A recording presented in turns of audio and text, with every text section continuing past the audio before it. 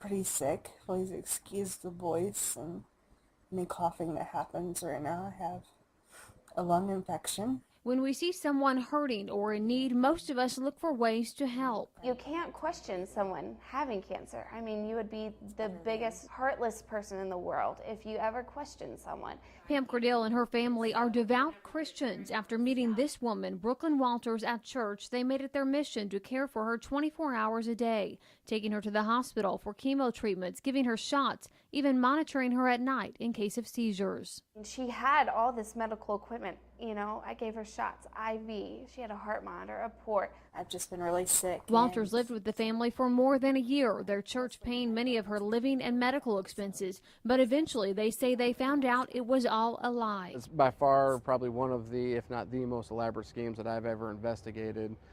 Just from start to finish, the amount of detail that she's gone into. Police say this isn't the first time Brooklyn Walters has targeted churches and small communities like Bolivar. They say they've also traced her activities to Indiana, Illinois, and even other small towns right here in the Ozarks.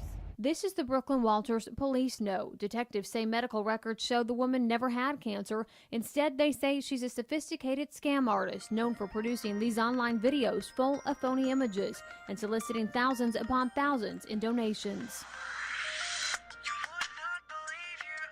She told us that she was in New York at Sloan Kettering Hospital and getting a bone marrow transplant. But really, she had moved to Marshfield, Missouri, and gotten a job at their school district. Bolivar Police Detective Dustin Ross says Walters was collecting money in both towns when Marshfield school administrators discovered her criminal past through a background check. People in Webster County were looking through the garage sale section, saw her picture, and said, well, that's the same Brooke Walters that worked at our school. Shelley Brown posted that ad. She's a real cancer survivor who also helped care for Walters while battling her own real disease. She hurt us. You know, I spent a lot of time with her and, you know, stayed up all night and prayed for her and you know, she hurt a lot of people. Police say Walters could face 7 or more felony fraud charges. People in Bolivar just hope what happened to them won't happen to anyone else. God calls us to, you know, show love to everyone and to love thy neighbor as yourself. But there's also a part of me that I don't want to waste my time and effort and emotions on someone that could just be another